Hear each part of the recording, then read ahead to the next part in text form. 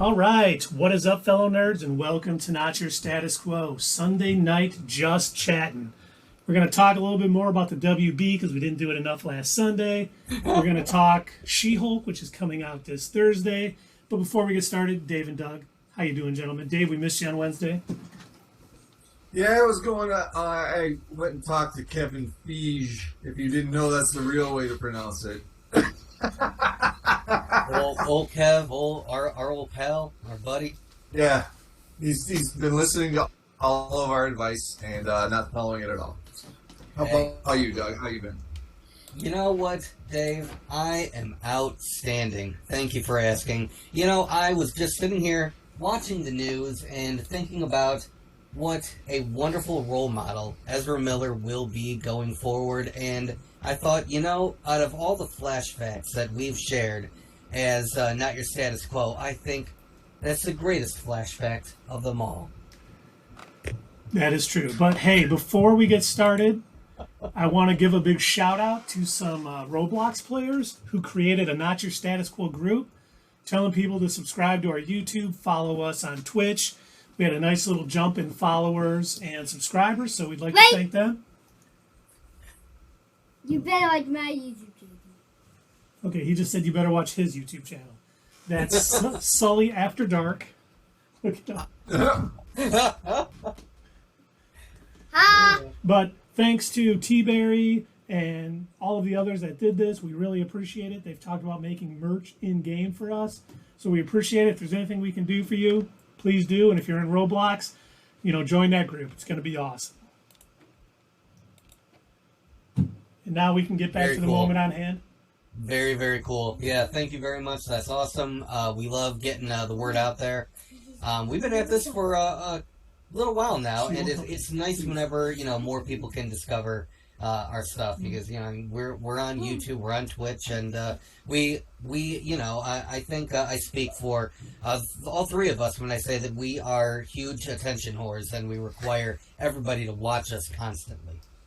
I don't know if you can emphasize just how huge of attention whores we actually are, because that's like a couple exclamation points right there. I think the only huger attention whore could be Ezra Miller. You know, that I think you might be right. I think he's just the world's attention. He's just a groomer. Just a groomer. Well, no. Let's see. Let's add. That's how we started. So far, he committed assault, breaking and entering. Kidnapping. Yeah, a woman and her child are missing. Yeah. Also, that girl off of the reservation. I don't think she's gone back to her family yet. I think she's still part of his cult. So, cult leader. There we go. He really is. And, you know, the funny thing is, I was kind of reading more into the story. Doug sent us, we can talk about it in a minute, Doug sent us the 3 paths WB is looking to go down. Yeah. But he actually showed up for reshoots a few months ago. What? Yeah. And he wasn't arrested? No, wasn't arrested. They got everything done. He left. They said, he was no problems with them. What do you mean no problems? Have you guys not been reading the headlines? It's almost, we talked about this last week, it's almost like WB, this has been the highest rated movie they've had in test screenings in the DCEU. And I think they're just seeing that money signs, and they're not thinking clearly, and they're not making good decisions because, and it was funny because, you know, they went on and said they really couldn't film a new actor because Ezra Miller plays multiple roles in this, and he's in every scene. He's supposed to play like the Flash, and then like an evil version of the Flash from another universe or something. Yeah, like Earth 838. Yellow Flash? No, not even that. Like, they're not doing Reverse Flash. He's like literally just evil Flash. For some reason. It tested well. It tested that well. They said it tested better than any DCE movie. I mean, better than the Suicide Squad. Okay. Wait, well, better these than are all Suicide Squad? Hold on.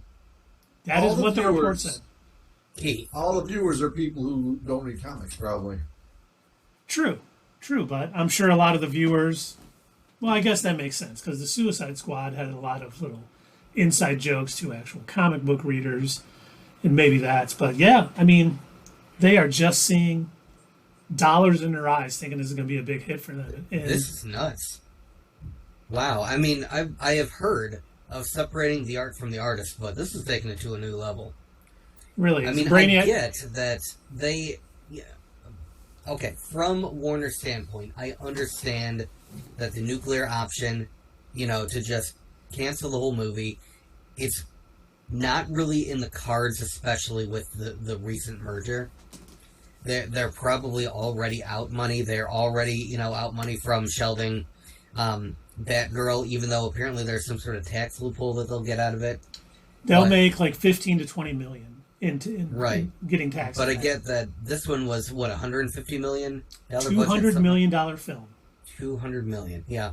So that's probably a little bigger of a pill to swallow. I guess I could see why they don't want to cancel it, but my God, please control your actor. There's got to be a way that they can wrangle him in or something, right? If they put it out, no one's going to go see it. I mean, there's going to be people, like, we'll see it. I don't know, maybe but, all like, those... fringe people who are, like, they want their actors to be pure, they're not going to go see it. Well, it's funny because Brainiac Baseball just asked, do you think fans will protest the film? Will you guys see it? I still want to see it. We'll definitely still see it, Brainiac Baseball, if it does. I mean, come out. we kind of have to if they're going to release it, right? Yeah. It's just going to be so weird to watch it. Like, I'm not going to be able to get that out of my mind, the fact that I'm watching a literal criminal play one of my favorite superheroes on screen. Yeah. Solomon It's- Grundy? No, but speaking of favorite superheroes, not to change the subject, but I think one of the topics Dave talked with Kevin Feige was the fact that we're going to get, so many of these D-list superheroes in She-Hulk before we get the greatest hero of all time, Wonder Man, in the MCU. But we can talk about how that bit later. Yeah, and like I said before, he told me to pronounce his name Fige. So, your boyfriend there, Fige, I don't know why I said that, is going to bring out Wonder Man just for you. I appreciate Just it. for you. But getting back to the Ezra Miller in WB situation, Doug, you sent us over. There was 3 options they were going to go through. Mm-hmm. You want to talk about them to the fellow nerds? Yeah, absolutely. Oh, absolutely. Oh, he absolutely did. I accidentally absolutely it. Because I forgot to get another drink. Oh no. Ugh.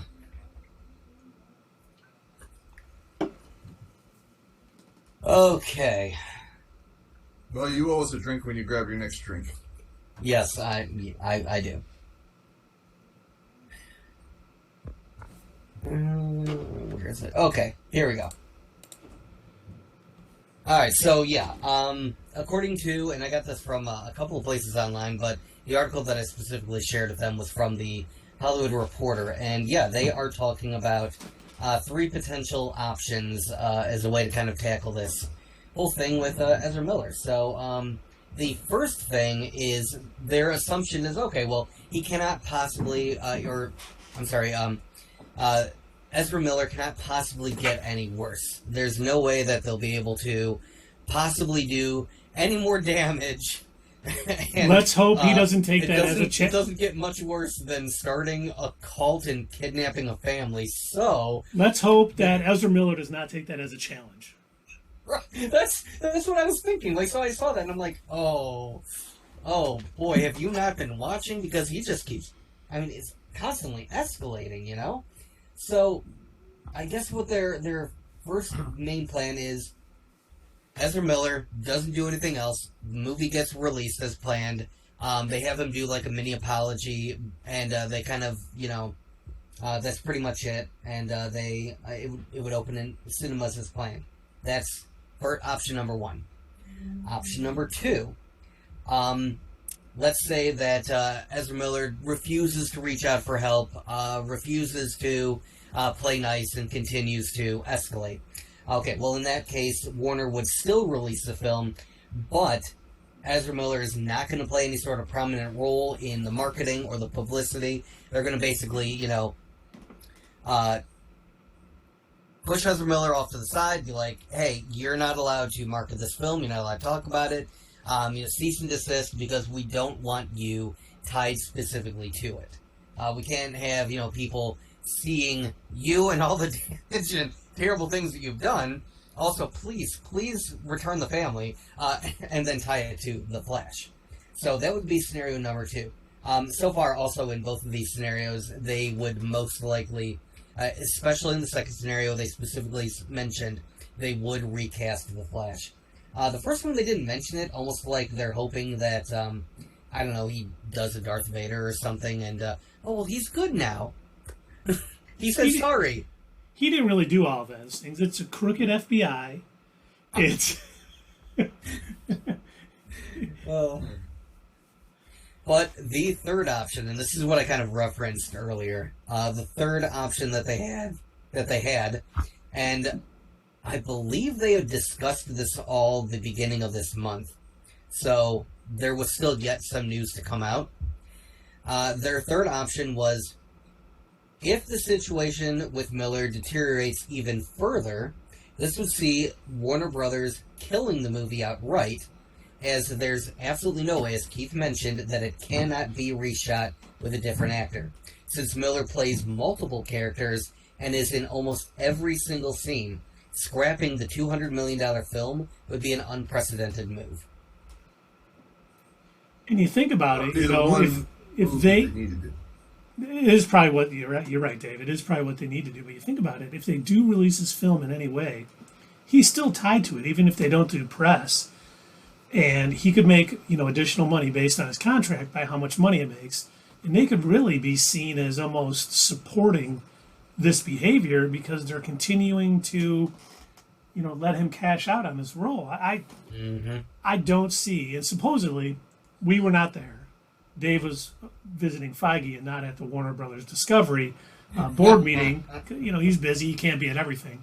But there was a shouting match between David Zaslav and some of the others. A lot of people wanted to scrap this movie. And he is still pushing to kind of release it because I think he's looking at the bottom line saying, holy cow, $200 million is a lot to just throw away on nothing. But seriously, they have to. It kind of is. Like, I don't... Again, from a monetary standpoint, I do get where they're coming from. That is a lot of money to lose, but that's also the way that most companies think. Most large corporations do think short-term losses and short-term gains. I would argue that they would almost stand to benefit more from scrapping it at this point because of the long-term loss that they would get from being tied to Ezra Miller's actions. I mean, first off, they're already getting tons of bad press over all of this other, all the recent cuts that they've made, the weird choices that they've made, the odd announcement that HBO is for guys and Discovery is for women. Like, they were trying to put people into slots and say, well, the programming on HBO is more geared towards men and Discovery's more geared towards women. It's like, that's, come on. I mean, we all watch 90 Day Fiance. I mean, I have our other channel that's, but no, yeah. I mean, the fact they scrapped Batgirl, and it's seemingly, they're saying it's poor test scores, but it tested the same as Black Adam, and that one's still being released. And then you just hear, I'm all for them, restarting the DCEU. But this stuff is still coming out. Let the stuff come out and then be like, I mean, people are well aware of what's going on. Just be like, okay, this movie is going to be the first one in our new series. Everything else is just kind of elsewhere. That's another thing, Keith. The whole 10-year plan, that's a running joke at this point because of how many times they've said they're going to do another 10-year plan. And don't worry this time. It's for real, you guys. We're going to get somebody and we're going to straighten things out. And DC's coming back. Don't worry.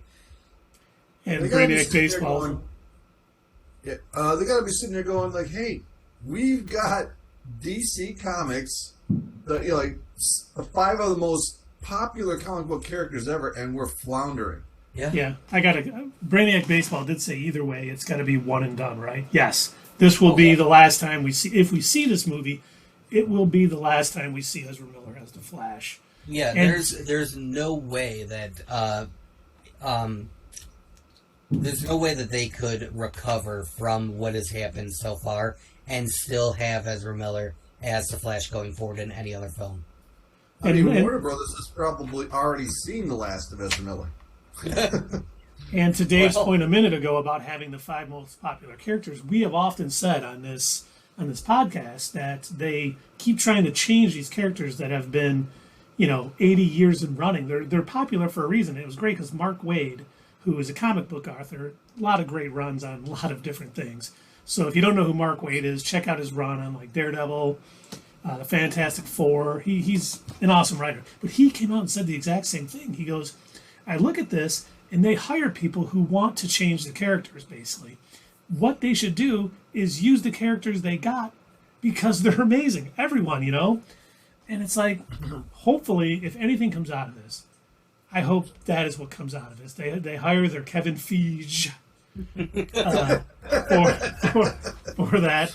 And, he understands the characters, and he makes movies based on that because that's the only way they can move forward and be as popular as, the MCU and what Marvel's doing right now. Yeah, that's right. Brainiac Baseball. Yeah. Might as well just put it out if it's a one and done. The 24-hour news cycle will move on to chuds in New York City, which, just so you know, we're not trying to undermine that. These cannibalistic humanoid underground dwellers are a serious threat to New York City. If you're in New York and watching it now, be careful. Tape down the sewer grates. Stay away. They will eat you. I thought it was a race of horse people underground. Horse people? It's on Rick and Morty. Oh. Okay, well, there's a reference. 20 minutes in. Great job, Dave. 20 minutes in, yes. And we did, while Excellent. you were off talking to our bud Kevin Feige, we did bring up Rick and Morty and Smallville. So we carried the torch. Oh, you covered it for me. We did. Nice. Mm-hmm. I did see you announcing my trip. That was really cool. Well, I told Keith last time during our Let's Play that we really got to start charging him more. Like, been doing Kevin a lot of favors lately, and we are the ideas behind most of the MCU's most greatest successes. I mean, if you think about it, would Endgame even be what it was without us? No. We practically wrote Far From Home. Yeah, basically, yeah. And so, we're saving Sony, too. Wow. Yeah, we got to start charging him more, And I mean, Dave pretty much mapped out Phase 7 for him while he was going on Wednesday. So it's going to be great. We won't talk about it here. We don't want to, spoil anything for you fans at home, but... Thanks, man.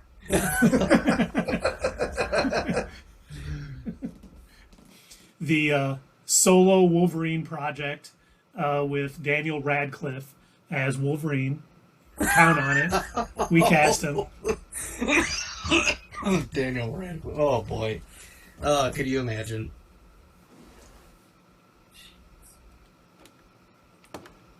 Yeah, I mean, so much, and then there's so much more to this story too. We got now reports are coming out that the the Black Canary solo project is moving forward. They also said Blue Beetle is still coming out.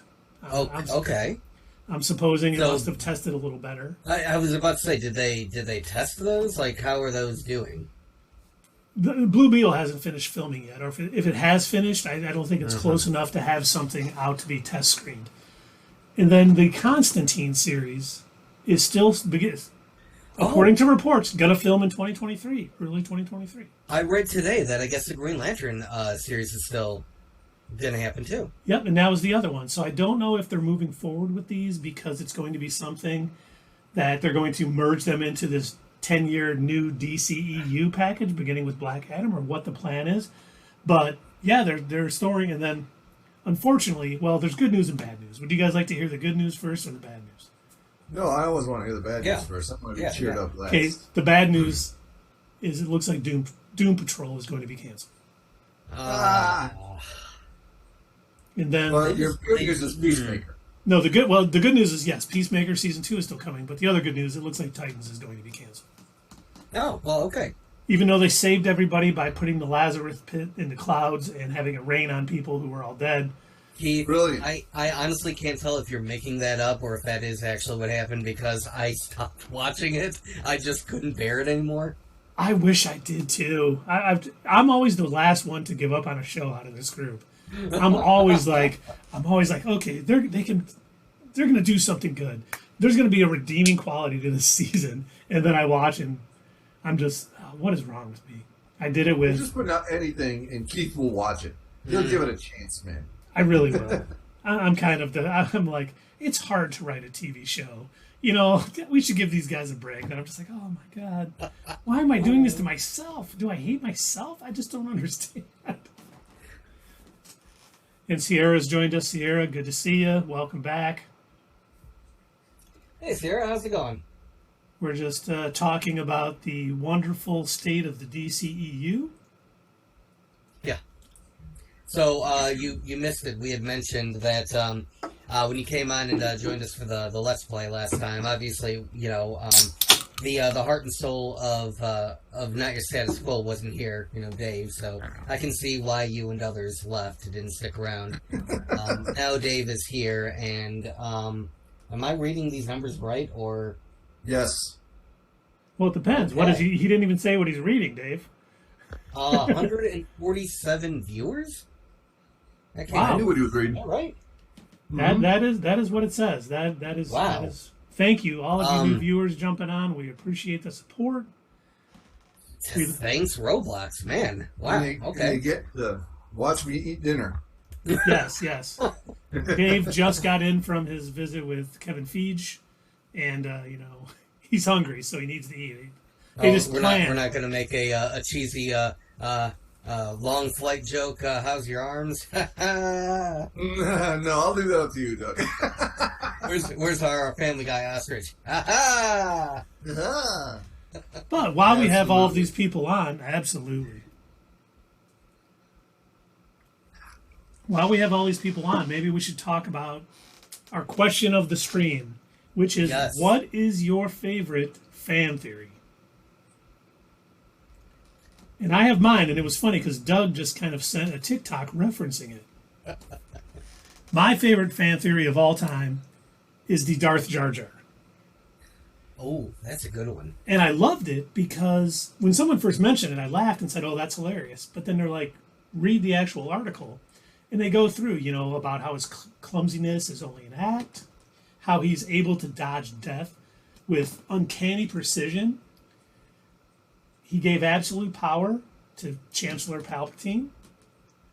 He uses hand gestures when he's trying to change someone's opinion. Mm-hmm. And, you know, they show at one point, they show him like jumping into the water and doing multiple flips before he dives in. And the only other people they ever showed doing any amazing feats like that are Jedi or Sith. And then, you know, they show how his fighting style was Drunken Master when he looked like he was just stumbling through the battle. And they've actually compared it to, you know, Kung Fu masters. And then the part that gets me the best is both Ahmad Best, who played Jar Jar Binks, and George Lucas have all but confirmed it. When they were asked about it, George Lucas just kind of laughed. It was like, well, you know, you want things to play out the way they're supposed to play out. And, you know, Ahmad Best was like, yeah, we really wanted to show everyone the real Jar Jar, yada, yada, yada. So they didn't come out and say it, but what they said was always very, yeah, that kind of happened. Whether it was planned or not, I don't know, but I don't really think it was planned. But it fits perfectly in. If it was planned, I would have loved to have that reveal at like the end of Revenge of the Sith, where like Darth Jar Jar shows up and is like confronts Emperor Palpatine, or I'm sorry, Darth Sidious, whoever he is. And it's like, I thought I was your apprentice, you know, and they like have a battle or something. That would have been awesome. I remember the first time that I read that theory, and I was like, everything, every line of it, I was going through and I'm reading, I'm like, oh yeah, he did it. Oh yeah, that is true. And I'm like, oh, this is really well thought out. And I'm like, this is great. And Well, I remember yeah, there was like some fan comics that were like out there online, and images that people had put together, and on DeviantArt there's a lot of art that people had put together showing like a hooded Jar Jar with like red eyes, and I'm like, I could totally see that. That would redeem his character. It would make so much more sense, and I could see George Lucas, having this well thought out in the background, like no one will ever see this coming. Ha ha ha. I'll make him so annoying that no one will see it coming.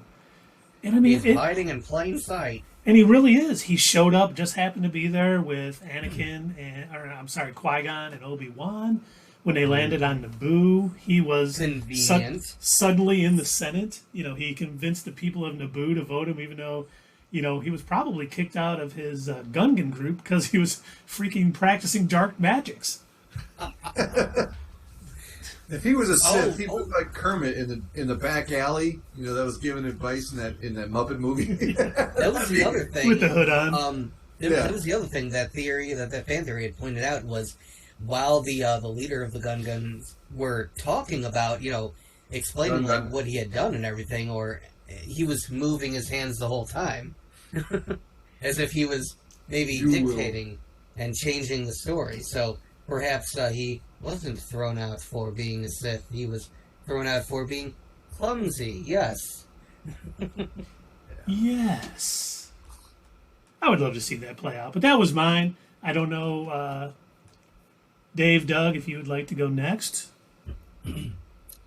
Well, my favorite fan theory is actually one that I think is kind of unique to not your status quo. And you have heard me, rant about this theory for a while, and I don't care because I love it. And I still think that there's maybe some fragment of it that could still be true. And that is the theory that in the MCU, several mutations or powers are the result of the Infinity Stones. I get that the Infinity Saga is over. That doesn't mean that they're gone for good. I think that many of the powers, as they showed us in many of the movies, are the result of something granted from the Infinity Stone. So, they kind of sort of retconned that with Wanda and the whole, actually she was the Scarlet Witch, and, that's witchcraft and everything, but here's my reason for why I still think my fan theory fits. That doesn't explain Pedro. Pietro, thank you. That doesn't explain Quicksilver and how he wasn't a witch. He didn't have any witchcraft. He was fast. And that tells me that his powers, at the very least, came from the Infinity Stone. Captain Marvel, where do her powers come from? The Infinity Stone. That's The right. Infinity Stone. Damn right. So, I think we're still going to see more waves of that happening. In fact, we've got, oh Lord, what is her superhero name? Miss Marvel. Not Miss Marvel. Photon. Photon, thank you. There's like 3 different names that she went by. I was trying to remember which one. Photon is almost an after effect of Infinity Stone related powers, I think, because again, I still subscribe to the fact that some of the powers and abilities that Wanda had came from the Mind Stone. And so that's my fan theory, and I still think it fits. And if I had my PowerPoints, I would prove it. I read a fan theory the other day about why the Illuminati from the 838 underestimated Wanda. Mm-hmm. Because the Wanda in their universe never got powered up by the Mind Stone. Oh. So she was a witch, but her powers were limited. She wasn't like pushed up to that level by the Mind Stone. So they were completely unprepared for what the 616 Scarlet Witch had. Okay, that's interesting. I read that. I liked it. I was like, that is really freaking cool. That does make a little bit more sense, because they were really nonchalant about, like, we can handle your Wanda. I can stretch. Oh, yes, you can. You did. And then Brainiac Baseball says, Ferris Bueller is a figment of Cameron's imagination, and he's actually lying in bed all day. Not it isn't not your started school content, but it is my favorite. I like that one too. Yeah, that's a good one. I like that. It's kind of like my favorite fan theory is that all the villains in Batman are in his head. Really? Yeah, they're all I gotta hear different parts this. of his personality. Yeah, they're all just different parts of his personality. That's why he can never kill Oh, him. Bruce? Yeah. Wow. It's Okay. all going on. All the villains are inside his head. Huh. Wow, that would make a lot of sense. It I mean, would. he did. He's definitely has issues. Unresolved. I'm not sure if you guys have seen this, but what he went through as a kid when he was coming out of the movie with his parents. I mean, that Yeah, there was something traumatic happened there. pearls flying in only- slow motion. If only it had been documented so we could actually see and kind of understand the trauma better. If only we had some sort of visual representation, whether it be animated or on film, just something to kind of let us know what he went through. Or with mice, whatever it's going to take. Mice. Oh, God. Pearls That's scare him more absolutely than bats, beautiful. so he should have been Pearl Man because he's He should afraid have of been pearls Pearl Man, flying out. Right. Speaking of, have you started watching Harley Quinn yet, Dave? I watched about half of the first episode. I wasn't really thrilled with it, to be honest. The first episode of the first season? No, it's season Oh. 3. I was about to say, I'm like, oh God, do not judge it by that. No, I watched the first 2 seasons. I liked them, but this one's starting off slow, like you guys said it was going to anyway. So Yeah. I was prepared for that. What about you? I know Keith hasn't, but what'd you think of the Sandman? Me? Yeah. Oh, I liked most of the Sandman. The first 2 episodes I felt weren't really necessary, in my opinion. They do a long way of setting up, and I suppose if you don't know anything about the character, you probably do need that to understand. Like, it helps later on build his character and help you understand, like, where he's at, as an individual, but it was very slow. Like, if this wasn't a binging show, if they released just the first episode and they expect you to wait a week to watch the second one, I would have been, like, skipping. I'm like, okay, is something going to happen? Nope, he's still in the glass ball. Nope, still nothing happening. And I would have gotten to the end of the episode and been like, what was the point? So the fact that this was on Netflix made that more bearable, but oh my God, was that the first 2 episodes very slow, but then the third episode they kind of made up for it and like just cranked it to 11, and we finally get to meet this universe's version of Constantine. I thought that was really cool. Or I'm sorry, Constantine. Barely in it. She Huh? was barely in it. He was barely in it. That is unfortunate. But the scene was still kind of cool. And I thought, you guys know that the slower pace stuff usually doesn't keep my attention. I thought they did a great job with the individual episodes, the pacing on all those too, and explaining it. They deeply explained his story, but it just seemed like when you got to the next episode, it had nothing to do with the previous episode. It was just like a Black Mirror type thing. And then, except for like the last 3 episodes, I think, with the Vortex, everything else was kind of disconnected. Yes, Dave does like the power walk, Brainiac Baseball. And Sierra is saying Sandman is good so far, but I think his character is over dramatic sometimes. She's only 3 episodes in, so it may change. And Brainiac Baseball said regular walking is too slow for Dave.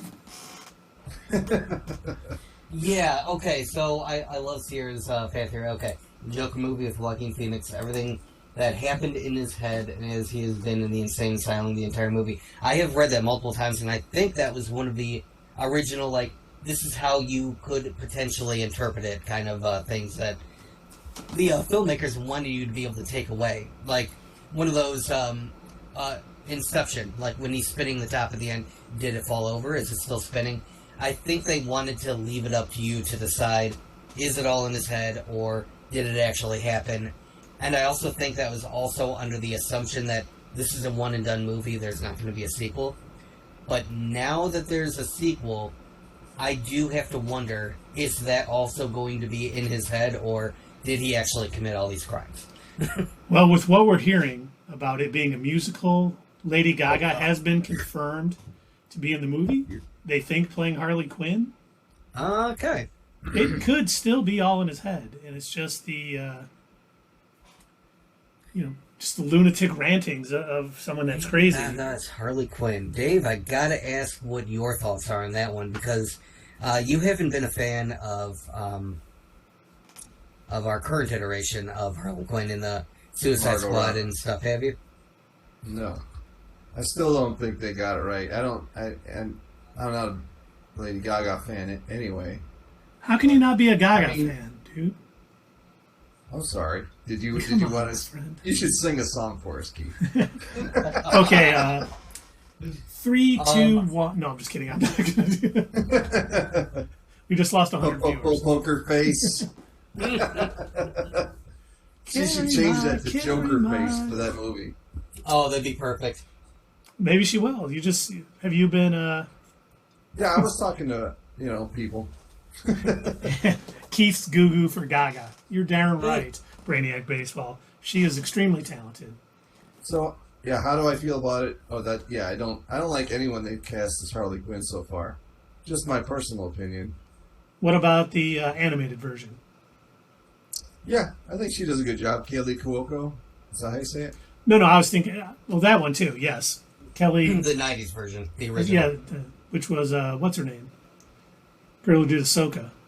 What's her name? Ashley Eckstein. Yeah, I haven't seen that one. Hold on, what? I think Ashley Eckstein played Harley Quinn in Batman the Animated Series.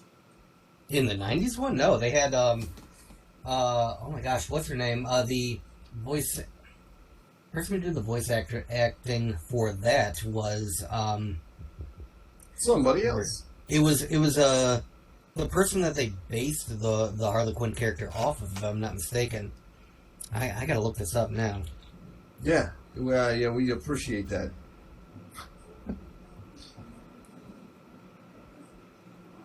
Yeah, just like the Ahsoka casting, I don't like that either. It just doesn't seem to fit for me. I guess they were all friends or something. But I don't like what Rosario Dawson is, Ahsoka. Now, did you see that Dave Filoni came out and said they have put together one episode of Ahsoka that's going to be coming on Disney Plus next year, and that it's a religious experience. He is absolutely hyping up this show. So once again, I know Dave will be in on the early screenings. I know him and Kathleen Kennedy and Filoni and Favreau usually go over this stuff. So once he's able to confirm whether it is or not a religious experience, we will certainly let all of you guys know. It was Arlene Sorkin, by the way. Oh, why did I think? Who else did? I guess we can figure that out later. Ashley Eckstein did somebody else. I thought she did. Maybe it was one of the maybe animated. She was in one of the movies, or Does she something like have that. any kids? You know she did somebody else.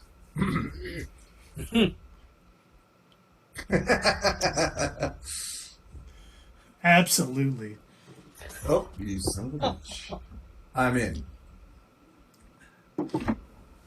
All right. Well, in that case, I better step away for 1 sec. Do it.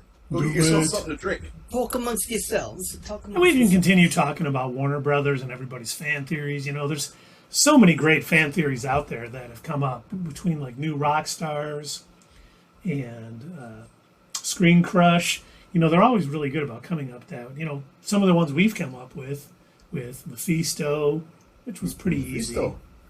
With all Nightmare. the devils and the details and the big red gum and all of that fun stuff. But, we want to know what all of your guys, favorite fan theories are. So put it down in the chat. Let us know. Yeah, anybody in the chat. We're talking about all the changes at Warner Brothers coming up and where this might end up. I mean, we talked about it last week, but so much has changed even from last week to now, especially with the Ezra Miller situation. So, if you guys have any thoughts on where that should go, I'm really hoping they come to their senses and release Batgirl. For one, Brendan Fraser. Brainiac Baseball just redeemed Truman Capote. Oh, no. Oh, no. I got to go off screen for No, 5 that minutes. is not how this works. All right, what time is it? It's 8:46. Alrighty then. Let's talk like this. Oh, I came back just at the right time. They Yes. could put it on, they could go straight to video, straight to Blu-ray with that, and I think that'd be a good idea. They could recoup their money from that way. They probably would. I mean, Brendan Fraser plays Firefly in it. We found out that one of the stunt guys was playing Killer Moth. I mean, there's a lot that could. I mean, this movie could be terrible, but I think as long as they piece together a decent enough trailer, it could easily make the 15 to 20 million that they're going to recoup through taxes for not releasing it. And if it's bad enough, people will go see it just because how bad it is. I mean, Dave saw Morbius like Right. 40 times in the Thank you. I was theater. going to say the same thing. Like, I did not. I saw it twice. Okay, just leave me alone. all right. So, And you know what? You know who's in both of those movies? Michael Jared Leto. Keaton. oh, Your mom, yeah, your mom. Michael Keaton's in both of those movies. So you're saying this is Michael- They're both worth seeing. So you're saying Michael Keaton is to blame for the cancellation and for Ezra Miller's behavior. I knew it. I can't say either way. Oh my God! I still got 4 minutes. the other thing that the other thing I'll say about DC is so specifically we always make fun of the fact that Sony released Morbius, it did terrible, and then they decided, well, hey, second time's a charm, right? Well, Yes, hey, so it did pull in $85,000. Yeah, $85,000. Yay! Woo! But for DC, if you think about it, like they've done that too. They released Suicide Squad. It did terrible. They're like, we'll just hire someone and do it again, but better. And they did. Thankfully, it was better. But they also did Justice League 3 times. Come on, Doug. We Well, needed it in that aspect ratio, and then we needed it again in black and white to really get the filmmaker's true vision. Yeah. Oh shit! What was I gonna say? Go ahead. I gotta remember what I was gonna say. When I first saw the black and white version, I'm like, oh, this must be like an April Fool's joke. And then I was like, wait, it's July. I'm like, I don't. Why is this happening? Why would they? They literally just released the 4:3 version of Zack Snyder's masterpiece that we had to slog through, and it took me 2 days to finish so we could do our review on it. And then I watched it on one sitting. oh god, I couldn't. How did you? Oh, then again, you saw Morbius. I just took all Saturday morning and I watched the whole thing. Did you pause it All 4 multiple hours times? of horror. I had to keep pausing it. My god. Okay, so when they got to the one scene where the Flash was running, but it was all in slow motion, I'm like, that's a choice. I mean, like, I know that Zack Snyder does that a lot. He does a lot of action scenes in slow motion, but like, maybe this is the one character you don't do that with? I get maybe once to demonstrate this is how he sees the world. Like, you want to replicate that one scene that they did in X-Men Days of Future Past where Quicksilver did it. That was kind of fun. But I don't think Zack Snyder did a fun version of that. He didn't, No, and it was I gotta nice mention seeing. it again. They did a much better version on Smallville. They did. They were actually did. I watched that Smallville episode. mention. Because you actually brought that up, and I was like, okay, well, I got to see this episode. So I went and I watched it. And I'm like, he's right. This was actually better. This was a good portrayal of the Flash. I think Quicksilver in Age of Ultron was done better too. I think Makari in the Eternals was done a lot better. And honestly, I think the fight between Makari and Icarus was better than the Flash versus Superman in Justice League. The one thing I did like about the Flash versus Superman fight in Justice League, when like Flash is running at him and he realizes that Superman is as fast as he is, and he's just like, "Oh no!" That He was about just the saw only- me. He's fast, and he looked at me. So That's Brainiac funny. Baseball is critiquing your Capote. I know. I was doing a southern drawl on it a minute ago. Oh, time's up. Oh. I have a bunch of points. Hold on, let me cash in. Don't you do it? Don't you do it? I have 6.8 thousand points. Boy, we could just keep Capote all night. You don't want to say you want to be Bane all night? I have no problem being Bane if you would just return my poster. I still That I haven't seen yet.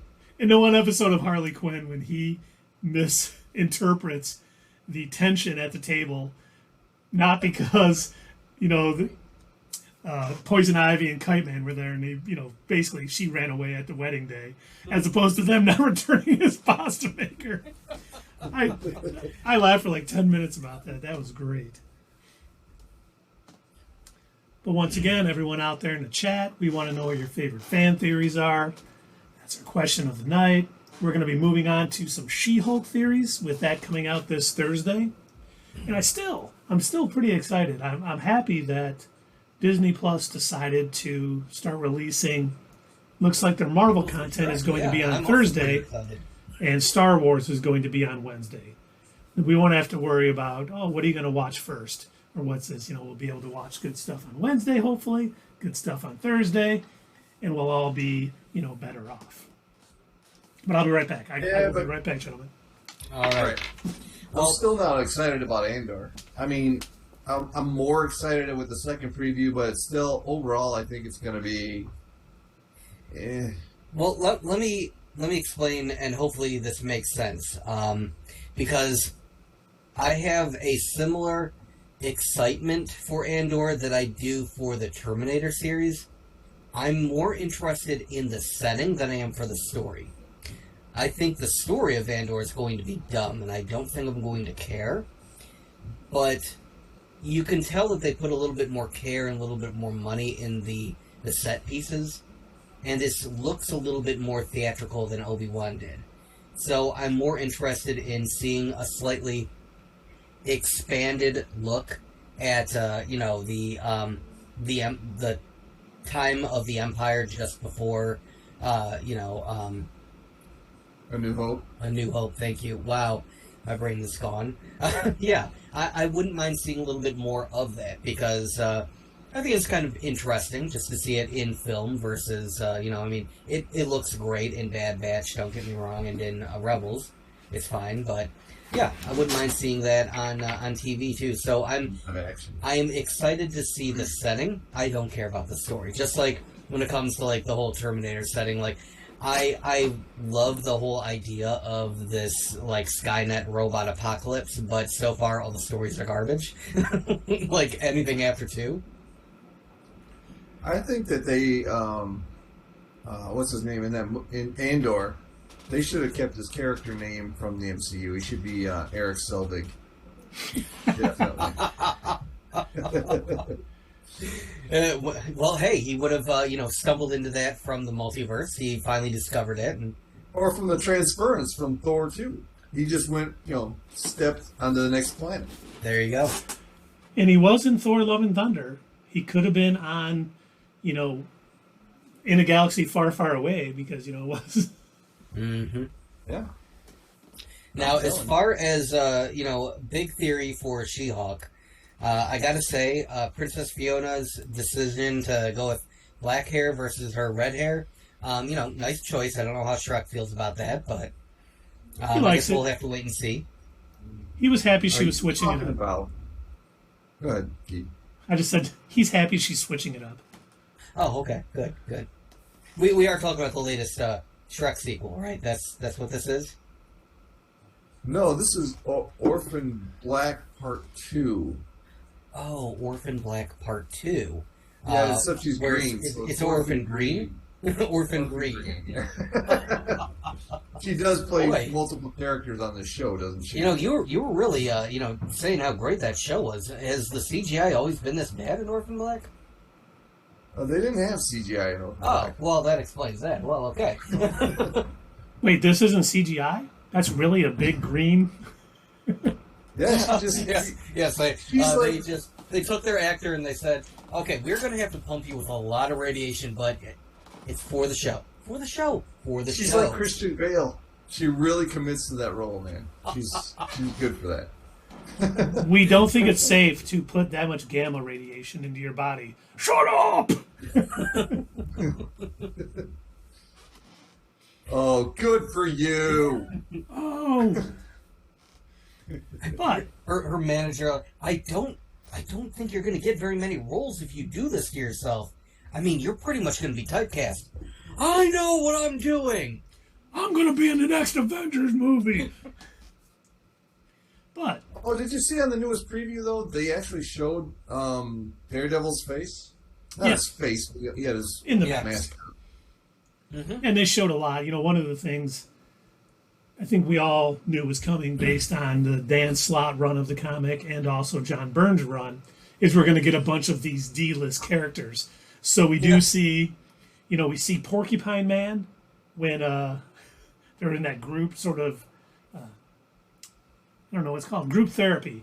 When the Abomination, I can't remember his human name. I'm not going to dead name him. Oh, I forgot. But when we see the Abomination sitting there, you see Porcupine Man sitting there. We've seen Frogman in it. I'm definitely not calling Daredevil a D-list character. But we see Daredevil in it, so there's a lot of, you know, we're going to see a lot of other characters in it. Maybe Madcap will show up. Maybe Deadpool will show up. Who knows? We have heard rumors that the Thing was going to show up in this.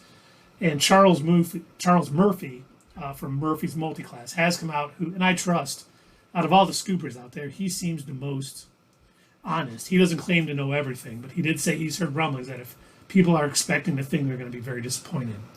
And he's one who, if he doesn't know, he doesn't make shit up. He just says, I don't know. You know, So he's not Language. sorry. He's not like Emergency Awesome. He's not like Everything Always. Nope, he's not like Cosmic Wonder. Umberto Gonzalez. Speaking of which, not to sidetrack and go back into our previous topic, I just forgot to bring it up. So I'll just venture there real quick and then I'll run back, I promise. Everything Awesome, or Emergency Awesome today, claimed that they knew exactly who DC had picked for their to be their new head, their Kevin Feige type, if you will. Who was it? And he said, without a doubt, it is going to be the former showrunner of all of the CW DC shows. Greg Berlanti? Yes. And he's the first to report that they already have a contract in the works. No. Big mistake. It's not. I don't think it's true. Variety even reported that was someone they talked about, but they have not contacted him. Mm-hmm. And a lot of people close to Greg Berlanti said he doesn't want to be tied down to one studio. Yep. Because he does work for Netflix. He does for WB. If they were to ask him to do this, it would be like, what, another 10-year contract or something like that? So, no, he's not going to be... 10-year plan. So, he's not going to be interested in, heading this up and trying to basically salvage what's, this constantly burning dumpster fire that is DC. So... I did read a headline today, but I didn't get into it because I've been so busy, that James Gunn has solidified a future with Warner Brothers. And I don't know what that meant, so I haven't been able to read it. Well, James Gunn has talked about he has another show that he has not said what it's going to be for Warner Brothers. I wonder if it's going to be another spinoff from the Suicide Squad. And Batman would be great. But Idris Elba has stated, they were asking if he wanted to work for Marvel again. He said, I got something big cooking with DC. And when he first said that, I'm like, oh, is he going to do Bloodsport with James Gunn, son of an offshoot, or Suicide Squad 2? There's a lot he could do. And James Gunn, to me, can almost do no wrong. He writes a great show. His characters are always strong. I like his humor. He knows the characters, and he likes to bring the weirdest characters in and make them, fan favorites. So, anything he does. I don't think James Gunn would want to run DC movies because I don't think he wants to have this overall vision, but I think he would do great to kind of flesh out the DC universe so it's not just all Superman, Batman, Wonder Woman, The Flash and stuff. They could really branch out and have a lot of, great properties going to really bring people in. Because think about it, Marvel's doing a great job of getting their lesser known characters to be known and be huge now. Well, going back to She-Hulk, Are we absoluting real quick? Oh, I did because my absolutely. throat was a little dry. Oh, We're back on the Warner Brothers Discovery over here. It's yeah, I back to did she. that a minute ago. But back to She-Hulk. You bring up a great point, and I have to wonder: do you think that the MCU and our good old buddy Kev, do you think he's noticing this about James Gunn specifically, that he's able to take these sort of lesser known or less cared about characters, these small D-list individuals, and he can work magic with them? Like, he proved that he's able to take the world of Guardians of the Galaxy, which a lot of people claimed when that movie came out, like, yeah, I don't really know much about them. I don't know what's going on. I don't know anything about their comics. I don't really read them. Or, in your case, Keith, you said, yeah, I never really cared for the Star-Lord character. And you're not the only person to have said that. The fact that he turned that around and he made it a popular series to the point where a lot of the characteristics from them have bled over into this game that we play every Wednesday. Make sure that you mark your calendars and check out our Let's Plays because it's a fun game. But a lot of those characteristics have bled over into the game because they were so successful in the movie. And I have to wonder if that is what's driving some of these decisions in She-Hulk. Well, are they... I have a theory on why we're seeing all these different characters. Okay.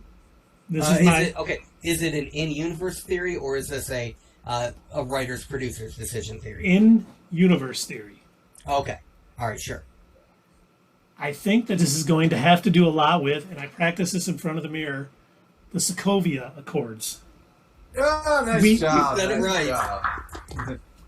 job. But And that's the only time he'll get it right tonight. yeah, unfortunately.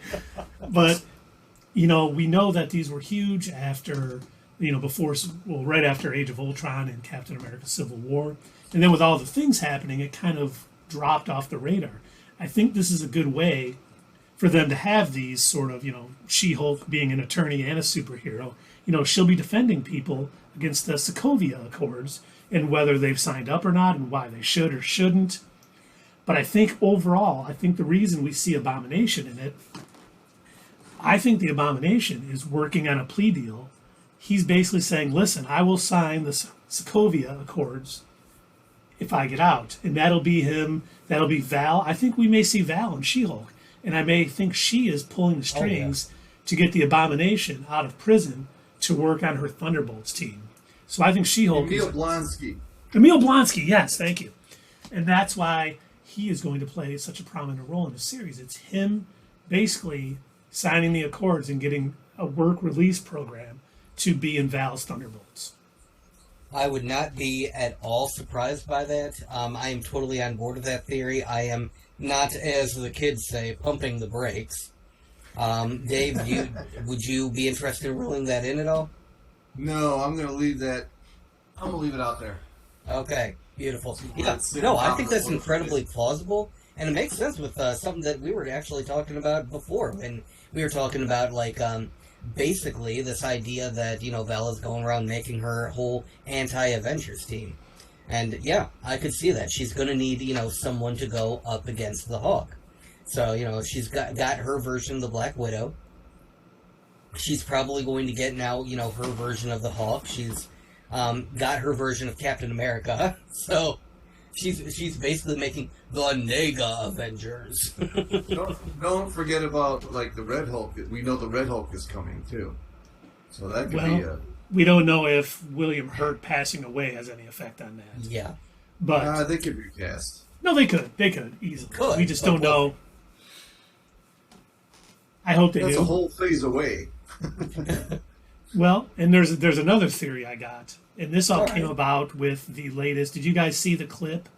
I know I posted it on Twitter I know Doug saw it too because he commented that the Hulk's arm was in a sling in that car ride where they're talking about basically Captain America as a virgin because he's never had time to do anything like that. But that's such a Deadpool thing to do too. Yeah, and then all of a sudden they basically crash because a spaceship is kind of in a road, and it looks like one of the spaceships from Scar. Wait up. Absolutely just got canceled in. For those of you that don't know, absolutely, if it is said or it's cashed in via the Infinity Stones, you got to take a drink. We'd have And to, anyone can, yeah. As Yeah. proven by Loki, we literally have a drawer filled with Infinity Stones, so we Yes. got plenty. Cash them in. but I think it looked like one of the ships from Scar, which was the planet from Thor Ragnarok. Mm-hmm. And at first, I thought they were coming to maybe bring the Hulk back, which still could be. But I wonder if while he was there, he had a child. Because he had a child in the comics, and I wonder if this is basically the Hulk's kid coming back. And this is what could really start. We've heard a lot of theories about it. World War Hulk. If he comes down to Earth and he sees, his dad being this, and people, he's Professor Hulk now and he doesn't want to do anything. We may get World War Hulk, but it may not be with Bruce Banner as the Hulk. It may be his son who's actually rampaging. Which we always know they do a little twist on the comics, and since Dave's reeling it in. I'm reeling it in. Sorry. Well, Nope. before you reel it in too, we found out today that the distribution rights to the Hulk are coming back to Marvel in 2023. Holy crap! It took long enough. Yes, it did. So things are adding up. Where if we don't get his kid. But then that could also explain, my first thought was maybe that's how he got his arm fixed. They took him back, and because the fact that his arm was in a sling, the way it looked like in Shang-Chi, as opposed to what it looked like at the end of Endgame, with it all busted up, maybe we will soon get healed. I hope they don't, because I think that would minimize the sacrifice he did for I have a using the theory about stones. that. Let's hear it, sir. Okay, so my theory is that She-Hulk is actually going to take place over an extended period of time. I think we're going to see some scenes that took place during the blip, and that's where we see Bruce Banner, just fine, looking like normal Hulk, arm not in a sling, and everything like that. And that would explain the statement that we were talking about where he mentions, the world's in need of heroes right about now. And that would make a lot of sense if when she initially became She-Hulk, and when he trained her was during that time of the blip.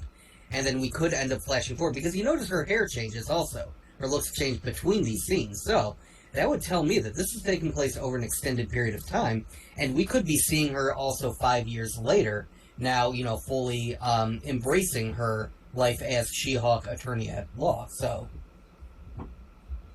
we might be getting, flashbacks and flash forwards, is what I'm saying. In the 5 years that is supposed to have passed between Infinity War and Endgame, we're almost at that point. I think that's 2023, right? That's the end of that 5 years. Mm-hmm. So Yeah, I think everything you're right. probably becoming current, in the universe. It would also be interesting to, kind of see if, I don't know if this is going to happen or not, but it'd be interesting to see if this ends up having anything to do with, or bleeding over into some of the other shows. Like, are we going to hear references to the Flag Smashers at all? This new organization that's forming up in retaliation for the recent bills that were being signed after the blip. Are we going to hear about, this new Captain America that, was recently given the shield? Like, I'm just wondering, like, is this going to fit within the larger MCU? Sort of like the way that I feel Hawkeye did a good job of doing that, where I don't think Moon Knight did. Are you thinking of, I can do this all day? No. God, if they ever do that again, no. But you want to go see Joker too. I wouldn't be surprised if, because they seem all on board with that, I wouldn't be surprised if they had already filmed a scene where She-Hulk and Bruce Banner Hulk are both going into, as like a little funny scene, going into a theater and having to like crush multiple seats in order to watch the premiere. They're too tall in the front row, so everybody's like, you down in front. They're both. Sorry. He's got like 4 buckets of popcorn just because, He can eat. That is true. Oh. But it'll be treat now. it'll be interesting to see how they weave in all of these sort of, D-listers, because we know, one of the big things in the one run of Dan Slott's She-Hulk comic Titania, who is going, we know is going to be in this show, she actually gets a power stone, and she uses it to basically beat the living snot out of She-Hulk with that extra power. Ends up destroying the law firm she's working at. And as I'm reading this, I'm thinking, I wonder if they could end the show that way. As in an Infinity Stone, Power Stone? Yeah, like she somehow gets a hold of this, whether from a different timeline. I don't know how she would do What it. are you doing? Yeah, and you know we see that because I've been trying to figure out if this does take place. Thanos. If this does take place during the blip partially and maybe some after, you know, why don't we see her in Endgame? Why isn't she helping? And maybe she's off planet. Maybe she's, you know, injured because of the fight. I can't figure out how they're going to write it. And that is There one were of my. a lot of people there. She was probably in the crowd, you know. Just She would have been in the A-Force scene if she was in there. She was also running around, jumping, you know, knocking ships out of the sky, and you know, you just didn't notice. That's what it was. She was on the roof screaming.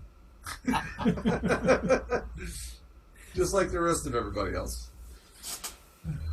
I wonder if they're going to it's go been a all minute since Jordan. I watched that. Hulk sat that one out, right? Because he was injured. No, he was. Final fight? No, he was there. He was fighting. Okay, I couldn't remember. He was buried underneath the structure. Yeah, I remember that. But like, did he actually fight Thanos' armies? Oh yeah, Yeah. he was part of it. Okay. They're Well, I gonna- guess that's just an excuse. I'm going to have to watch Endgame again. Marvel Yeah, is well- going to go all George Lucas and start adding the characters that have come up into those scenes. So we're going to get a new I'm going to Endgame. laugh if they do that, though. You'll see We're gonna Moon get Knight that. running That's why- around. You'll see That's She-Hulk why you buy going. the Blu-ray now, so you know what they've changed later on. Get it now before it goes back into the Disney vault. Yeah, like if anybody has a copy of like Star Wars that has the human version of Jabba the Hutt, that's what I'd like to see. That so much has changed since that. Oh, that's version. all over YouTube. You can see that. Oh yeah, you can see the scene, but who's got a copy of it so you can tell like what has changed between now and then? Well, I have a copy because I've got it on Blu-ray. You got it? No, so you don't have the original with Jabba the Hutt being a person. Oh no. Yeah, back in when they first put out the VHS tapes, that's what you'd have to have pretty much is a VHS. Or I don't know if Laserdisc had it either, because the Laserdisc wasn't big for very long, but you might catch it on that format. Well, we know I don't somebody think there has was it. ever an actual official release with Jabba as a human, because if I remember right, the reason why they had originally cut that scene out was they felt that it had already just been explained by Greedo. so there was no point in having Jabba say the same thing over again. But it was in the movie. That's all I'm saying. I remember watching the original releases, you know, like the old VHS tapes when I was a kid. My cousin had them, but I do not remember a human Jabba in those movies. It was not in the original movie. It was on didn't think so. it was on one of the Lucas's upgrades to it, where he re-added that scene. Yeah, And he he ended re-edited up it with a CG Jabba. with the CG Jabba. But the human Jabba, it was out there as like a deleted scene that some people had, but it was never part of the movie. Are you sure about that? Because I'm not 100% sure, but I'm almost sure. I'm pretty sure that was in the movie. It was. I saw it when I was 7 years old in '77, and that scene was not in it when we first, because Boba Fett was in it, and it was when he was getting on. Wasn't in there. Boba Fett was, yeah. Yeah. And you're saying when they added the one with a person. Yeah. And- They did the CGI to make him look not as fat as the Jabba in Return of the Jedi, but not human form.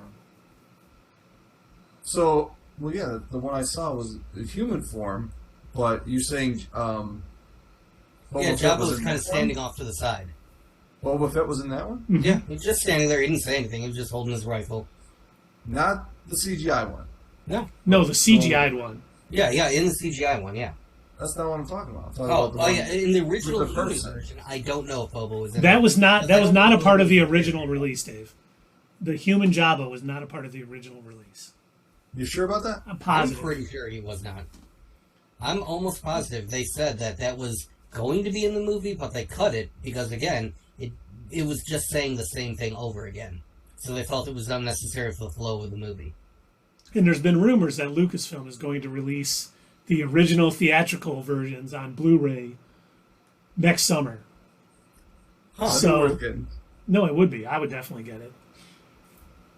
So we But, may you be know, able it's- Original theatrical versions. That'd be With interesting. each edition that they put out, they add something different. So you're still getting something different every time, which is kind of cool in a sense, but in another sense, it's like I'd still like to see what I originally saw.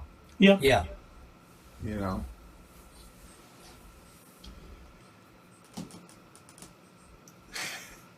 Well, any other She-Hulk theories, gentlemen? Anything to talk about? Anyone in the chat? Give us your She-Hulk theories. If you want to talk about what your favorite fan theory is, whether it came true or not, doesn't matter. But let us know down in the chat. We're here all night. Well, not Are we here all night? no. I was going to say, I may have things to do tomorrow. Yeah, unfortunately, I do too. Lousy day job. Yeah. All right, we'll see you guys later. No, we'll be here a little while longer. Oh, yeah. Yeah, I'm honestly hoping that I think the humor looks really good in She-Hulk. Kind of cracks me up. She's talking about it. A lot of them are orphans, and I don't know why. I just hope the CGI gets reworked so it isn't Now, as. do you wonder if they would be having so much comedy in their movies if Guardians of the Galaxy hadn't done so well? Because up until that point, they were little jokes, but it wasn't like it is now. You know, especially Thor: Love and Thunder went over the top with the comedy. You know. And No, you're maybe they're probably throwing right. out comedy. Yeah, no, you're, again, yeah. Keith said you are probably right. They tested it to see, will this work? Can we get away with, doing something kind of goofy? And maybe this could be even a proving ground. Will Daredevil fit in the MCU? Will this actually work, or does he need to remain in his own universe? Just remember, too, in the first Avengers, we got the scene where Hulk punches Thor after they take down the giant Chitauri beast. He's like, wham! And then we also got the puny God statement. That's right. I forgot Hulk did that. So there has been, some comedy within it, but I do think because Guardians did so well that they've been more willing to amp it up. But to Dave's point, yeah, they did have a couple of jokes here and there, but they were, few and far between. They weren't constant. It wasn't like every scene there was a joke. There was a quip here, a quip there. And I hope Marvel does the right thing and, keeps it where certain characters like Daredevil. I mean, Daredevil. Well, I wasn't going to say anything, but, our buddy Kev, there are reasons why he asked Dave to come and help him out. That's true. I went in with all of our theories and all of our hopes, and he just looked at it, crumpled it up, and threw it away and said, "Get out of my office." That was our meeting. And that's when you felt the handcuffs go on? Yeah, that's How did this guy- But Kev, buddy, come on, we had a meeting. How did this guy get in my office? This is the There was third a time black you've bag been in over my office. face until I got out of town. Hi guys. Hi. He said hi, buddy. I hope you guys always like. They took me out and dropped me off in the middle of the desert. I found my way back. We're all cool. It's all cool. But I do hope they do the right thing and handle different, because I don't want to see a Punisher film where he's cracking jokes all the time. 'Cause that is definitely out of character. If they do that, it's gonna be the shark jumping episode of Happy Days, and the MC will have officially jumped the shark, because it's like comics. You can have different movies with different themes and everything else. You can have the comedy, like She-Hulk, I think fits well into the comedy because, the Byrne run in the 80s, the Slott run has been a lot more comedically focused. You don't get a lot of comedy Daredevil, issues, and you don't get a lot of comedy Punisher issues. So it's okay to do it. Make each character have their own themes and everything that you want to do, and not try to make it Don't go WB. Hey, something was successful. Let's make everything that. Let's make this our entire thing. This is going to be every single movie, every minute of it going forward. We're just going to copy paste and change the characters. Yeah, Superman is meant to be a positive character. Actually, everything within the Superman movie should be bright. The opposite of Batman. Batman should be dark. It should be happening at night. It should be, no jokes. This should be detective work. And, he's taking down the darkness. And branding and murder and guns. Well, not that far. Let's reel that in, huh? Yeah. Reel that in, Mr. Snyder.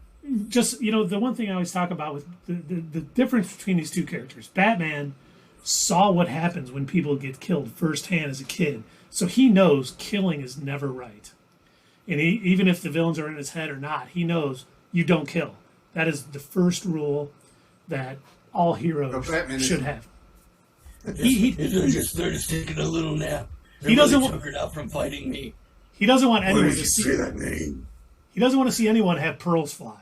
He went through it. He knows how bad it is. So he doesn't want to see it. He assumes it's happening every time, right?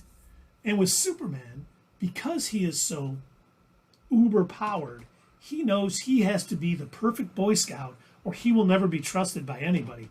He's got to be the Captain America of the DC universe, because if he isn't, people are going to start questioning him and try to take him down. And it's also his upbringing. He was brought up in the Midwest where you do the right thing, you help your neighbor out, you do what you can, and that is how Superman is and has to be to really function. He's the hope and the positivity of the DC universe, where Batman is sort of the underscore and the darker side of it. And if you're gonna change that up, it's not going to work.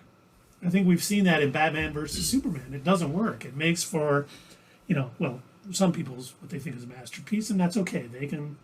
Movies are subjective, but I don't think they got to the core of these characters, and I think that's why it was such a turnoff for the majority of comic book fans out there. And we did get a comment from Dinky Man Soul. He said, "Best channel ever." Thank you very much. We appreciate it. And are those cupcakes? What is that? I think they're snowmen. Oh, okay. Now your status quo, it's at least in my, top 20 channels. Yeah. Pretty okay. It's creeping into my top 100. Oh, God.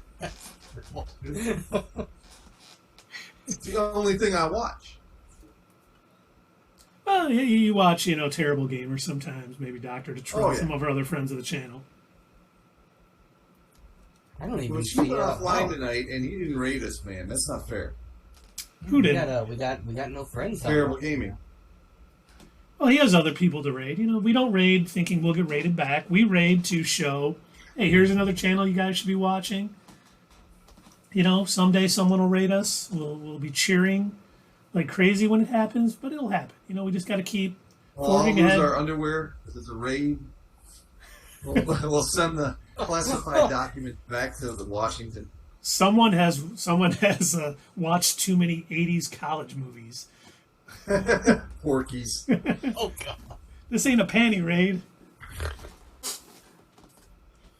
Lousy Dean. I don't know if that's gonna fly too well with our fans. I'm pretty sure they're going to immediately unsubscribe. They're going to demand a refund. You famous people out there. What'd you say, buddy?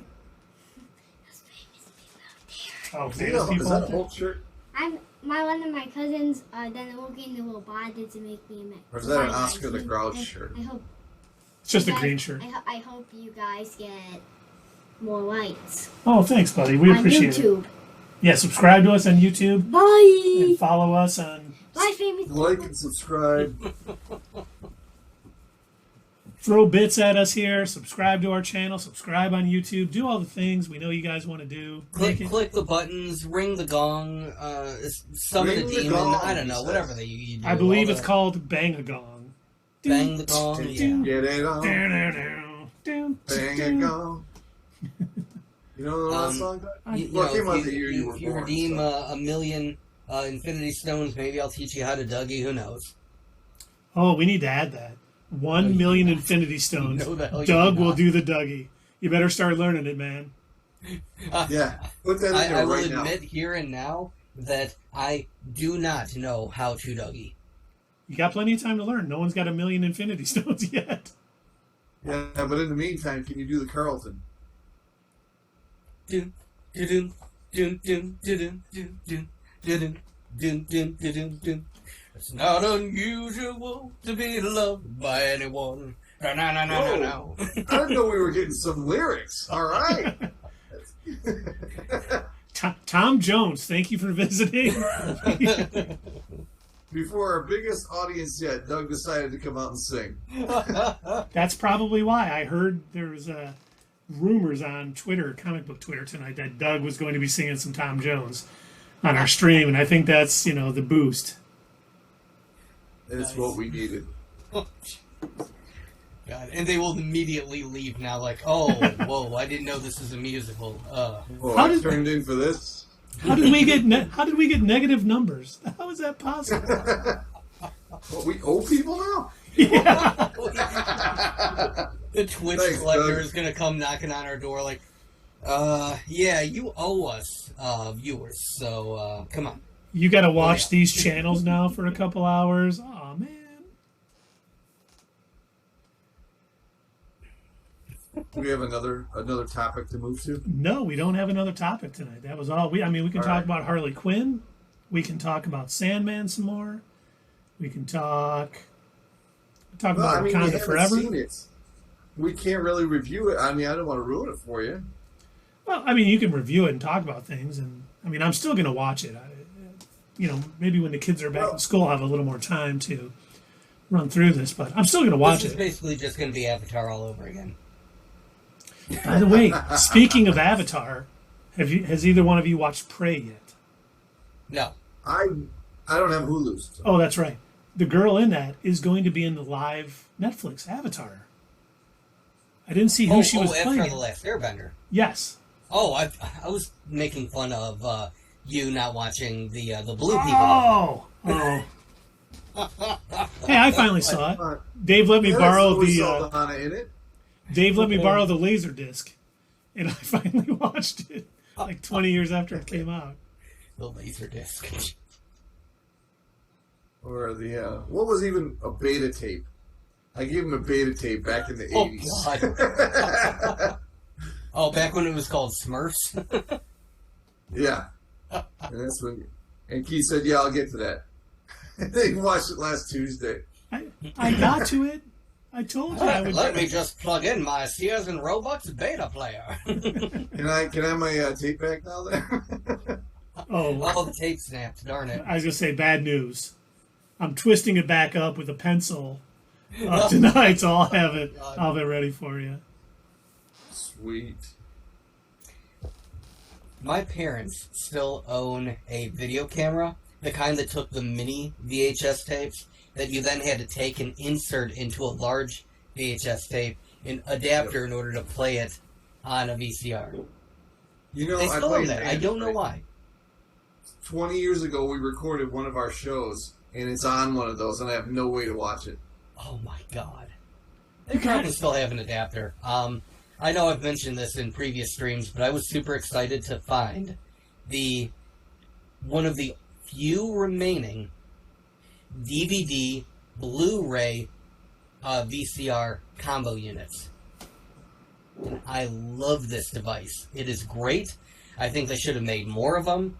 It plugs into your TV with an HD cable, so it upscales, videotapes.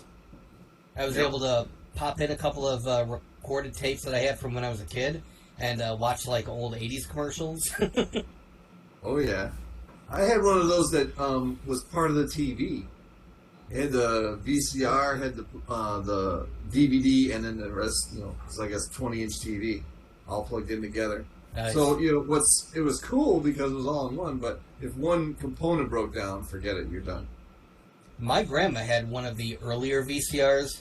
It was this giant box, and it had wood side paneling, and the tape compartment thing popped up, like it ejected upwards. You had to slide the tape in, push it down. It had metal dials that you had to like pop in, pop up, pop down, and everything. It was like this weird contraption. It doesn't look anything like what you would think a VCR looked like in the 80s or something.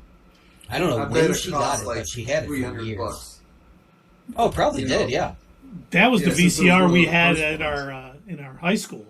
It would pop up. You'd put the tape Really? in. It would push down. Oh yeah, and we were happy to For have your that. AV class? Yeah, because when I was like in elementary school, we actually had the reel where you had like the film projector and you had the actual film and they'd feed it through and then tie it to the second side and then you'd start it and it'd be winding up on the other side and you'd have to rewind it at the end. Kids don't know how good they have it today. Nowadays, when the substitute teacher comes in, she just, turns on the Apple TV. That's right. Pulls the screen down. Okay, we're gonna watch some. What's that show that everyone loves on? Not Barry. Stranger Things? Ted Lasso. Oh. We're gonna watch some God. Ted Lasso For on Apple kids. TV. Right, alright. We're going to watch Planet Earth. Actually, I would sit here, I would turn that on and watch that right now. I love Planet Earth. It's a great show. I do too. I do like that show.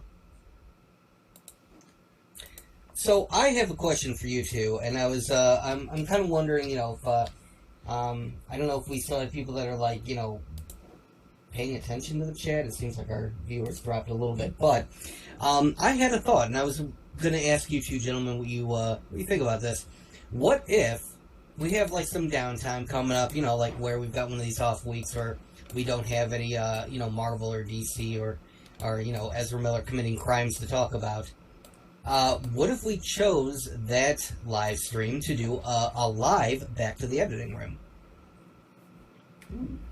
I would be We down have for to set that. up a lot of clips beforehand, I think.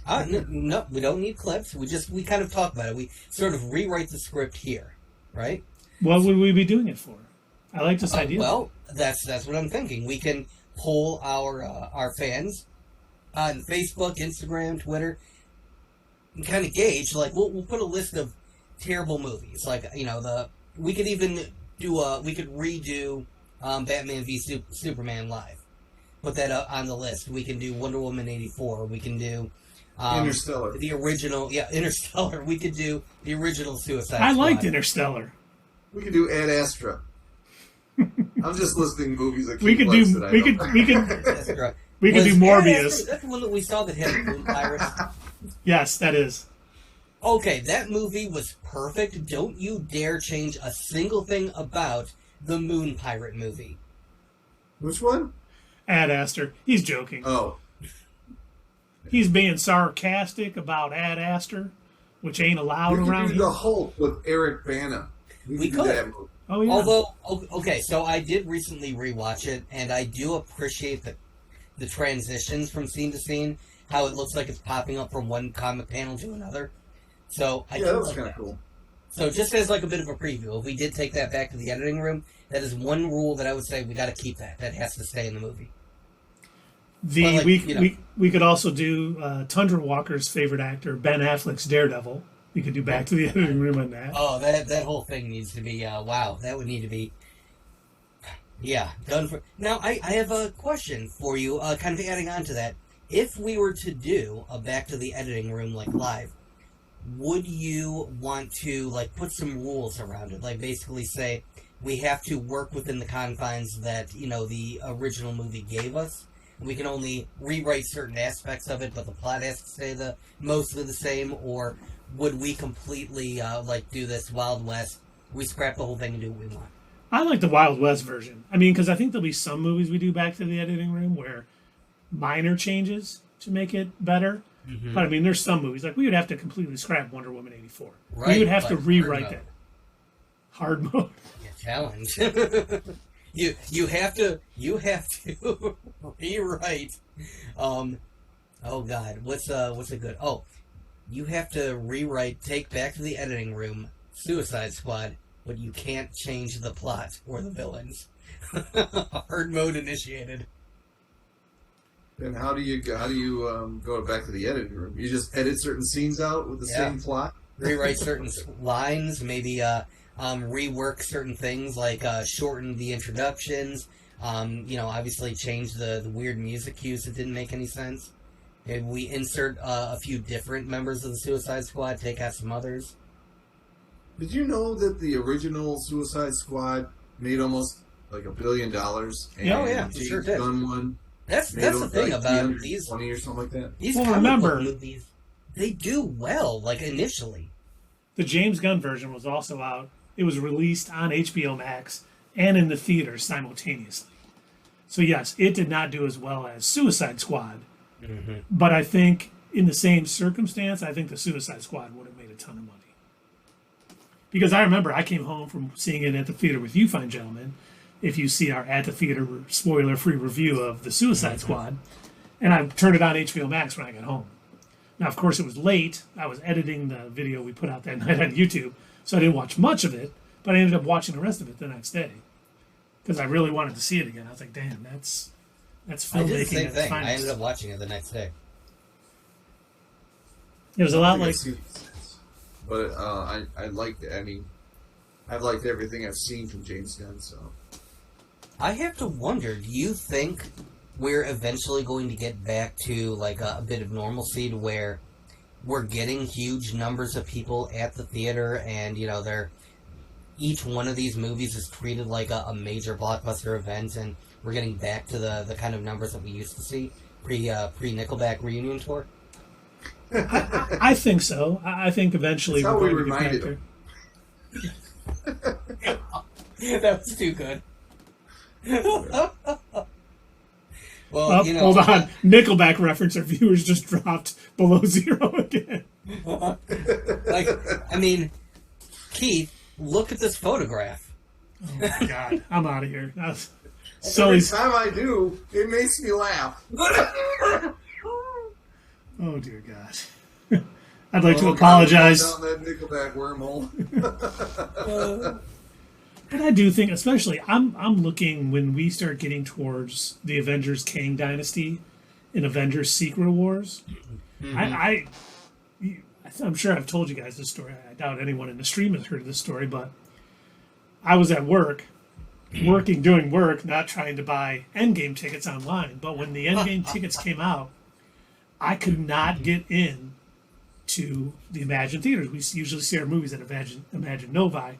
And I could not get into. Anytime I got in, it timed out, and they were having servers issues, just overwhelming. So I actually got in my car and drove to the theater and bought tickets for. Remember, we were in the second row. That's all I could get. But I drove to Imagine Novi right when they opened to buy tickets so we could see it that Thursday. And I wonder if, when Kang Dynasty and Secret Wars comes out, if it's going to be that big again, where it's going to be difficult to get the center of the theater tickets for that Thursday night. Right up front. I totally forgot about that. It's been so long. So you're saying by then, that should be what, 2028 they were saying? Then everybody would be back at the theater. That would be one packed house. No, Kang Dynasty and Secret Wars is coming out 2025. Okay, yeah, and it's still enough time. Oh, yeah. I remember just, Unless Monkey talking Box takes open. more of a recent story when we were trying to get tickets for No Way Home. Yep. You couldn't get tickets. At least after the Super IMAX, like we would normally see that movie. Yeah, I still remember. That was all my fault. Tickets were going on sale. Tickets were going on sale. Well, they just sold out super quick. Going on sale at midnight. And me being old, I wanted to go to bed at 9:30. I had a cup of hot milk, and I couldn't stay up to get the tickets. I'm like, who's going to stay up that late to buy tickets for Spider-Man No Way Home? I mean, these kids should be in bed. Why are they staying up? And I got up at 7 o'clock in the morning, and I read my newspaper, and I had my morning cup of coffee, and I went to log in to get the tickets, and we couldn't see it on the Super IMAX. We were in some side theater with the rabble. We're like, do you know who we are? We like review movies on YouTube and stuff, and we're still with the common folks seeing No Way Home. It actually helped a little bit, I think. We saw it. They were like, oh my God, famous people are here seeing the movie with us. They were cheering. They were like, that one guy knows Kevin Feige. He's awesome. Well, that's funny because me and Doug were talking about, like, if you can't get the tickets for the IMAX, we're going to have to find someone else. That's what we were saying that night. Mm-hmm. I don't blame you. You're probably like, this schlep, we're seeing it like at a discount movie theater. They didn't even have seats that recline back. You need to replace me, for God's sakes. Yeah, you're talking about the AMC 20, right? Yes. Snacks were You know, like, come on. This poster right here I got there at the AMC 20. That was when we saw Yes. Captain America. The AMC part 20, one. they last updated their theater in 1996 and never again since. the only snacks they had, you could get some orange drink, and they had date cookies. There was no popcorn. There was no hot dogs, no nachos, no pizza, no cookie dough ice cream, no whatever Dave always eats. No White when we go- Castles. No White Castles. It was terrible. But we did see Captain America, the First Avenger, and the Winter Soldier, and Dave got a poster. I was like, where's my poster? And they're like, get out of here. You couldn't even order the tickets at the right time. It was terrible. I'm still upset over the whole thing. It's very traumatic. And they say once you have a traumatic experience, you can't socially move past it. So you're stuck there. It's like I have to scream and yell everything I say now. I'm still so upset over the whole thing. You know, you mentioned that, you know, obviously we're incredibly famous. You know, being friends with Kev, you know, that does help. Gets us, you know, a lot of people watching us online. I remember when we went to go see, Bloodshot? Was that the movie? It's Bloodshot. Yeah, Bloodshot. We went to go see that. See, it was so, like, milquetoast that I've, like, completely forgotten the title of it. But we went to go see that at Phoenix because, you know, we were still, I think, in denial that Nickelback would dare get the band back together and go out on Reunion. You know, we're thinking, that's only in California and in China. They're not, you know, they haven't made it over here. It's not in Michigan. Yeah, and they're only playing on cruise ships, you know? Yeah. And You when they know. come back to the U.S., they like to keep Nickelback offshore, you know? Right. So little did we know, we kept checking for ticket sales for this movie at, you know, our Imagine that we would normally go to and couldn't get them. So we're like, all right, well, you know, we'll go back to our old stomping grounds. We'll hang out at the Phoenix Theater. A theater that did manage to update, you know, unlike the AMC 20 in Livonia. I'm going to call them out, and I don't care. You know what? Get in their comments, everybody. All of our fans, not your status quo. Let them know that we sent you there, that they're terrible, and they need to do something about their horrible theater. But anyway, we were at the Phoenix, and I remember we were doing our at the theater review right outside, and it was like all these people had never seen anybody like film anything before. We're standing there, we're recording it, and like all these people like standing around, crowding around us, like, oh, who are these people? What are they doing? What's happening? And for a minute, I was like, this is what I've wanted all along. It was like when we saw No Way Home with the rabble. We're like in a parking lot of a dealership with a screen up, because that's the only place I could get tickets the next morning. And people were like yelling, oh my God, not your status quo theories are coming true. Matt Murdock is in the movie. We've got Tobey Maguire. We've got the other guy. I can't think of his name. Andrew Garfield. Andrew Garfield. He's never done another movie since. That poor guy's career. We're so sorry. What's Andrew Garfield? Oh my God. I hope he made enough. Side note on the Bloodshot.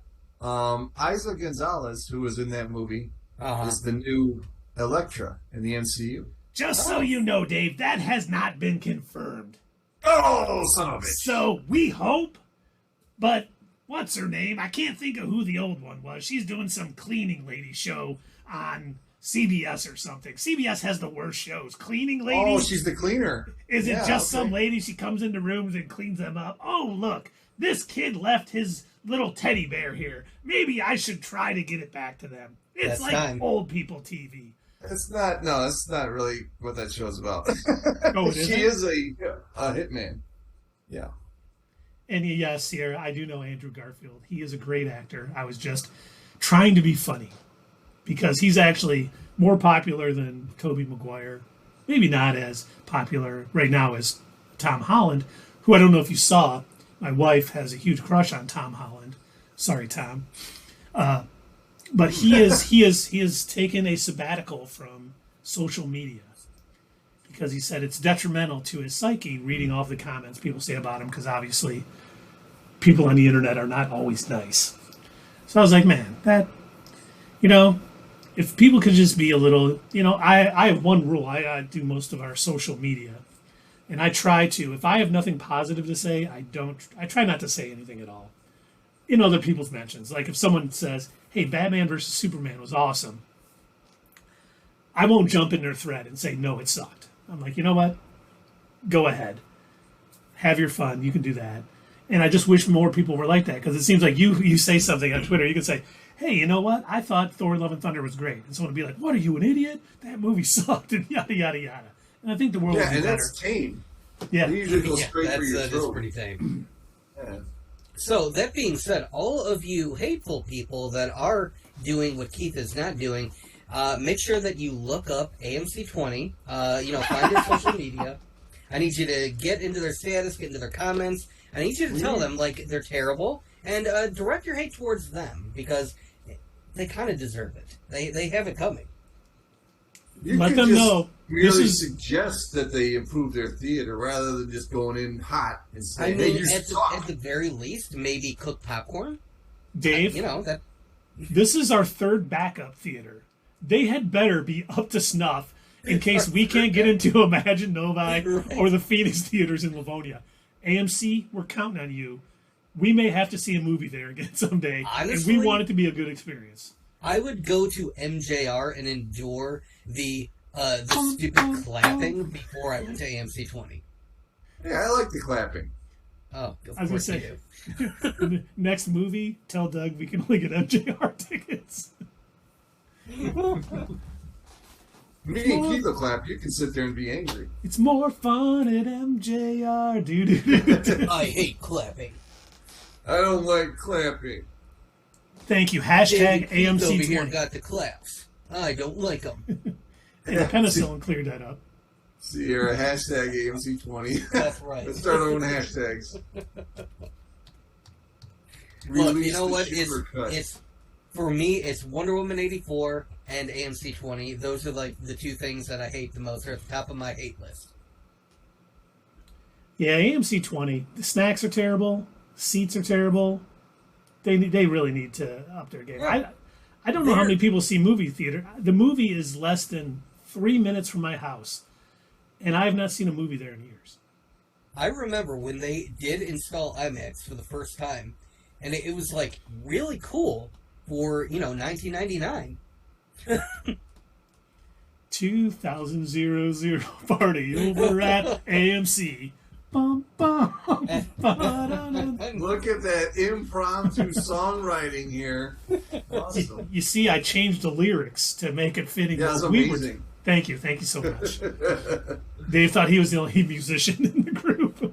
Yeah, guess I was wrong. I'm gonna have you write some songs for me, and I'll steal them. I mean, is a drummer really a musician? Well, Hey, they keep time. yeah, that's all I do. I just keep time. I'm just 1, 2, 3, 4. That's it. That's why I get to play in so many bands, because I'm good at counting to 4.